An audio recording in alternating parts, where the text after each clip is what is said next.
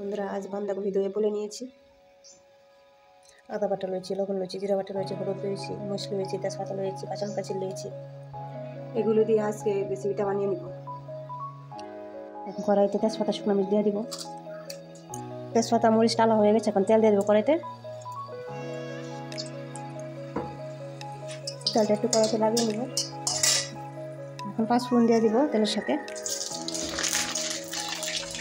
এতে করে সব মশলাগুলো দিয়ে দিব। আদা বাটা দিচ্ছি, জিরা বাটা দিচ্ছি, হালকা পরিমাণ লবণ দিয়ে দিয়েছি, হালকা পরিমাণ হলুদ দিয়ে দিয়েছি। সব মশলাগুলো লাগিয়ে মিশিয়ে নেব তেলের সাথে।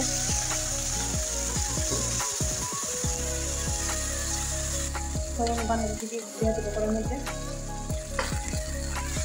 আরে বুঝছো না পালাইছি না তোর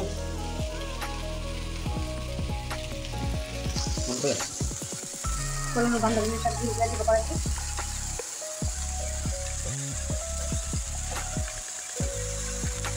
মশলার সাথে বাঁধাকপির সাথে মিশিয়ে নেব।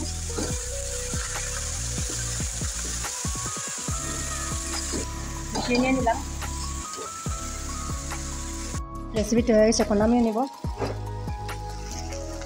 বন্ধুরা আপনারও বাড়িতে বাঁধাকপি দিয়ে রেসিপিটি বানিয়ে নিতে পারবেন, খাইতে খুব ভালো। আমার এই ভিডিওটি দেখে ভালো লাগে লাইক শেয়ার কমেন্ট ও একটি সাবস্ক্রাইব করে আমার পাশে থাকবেন।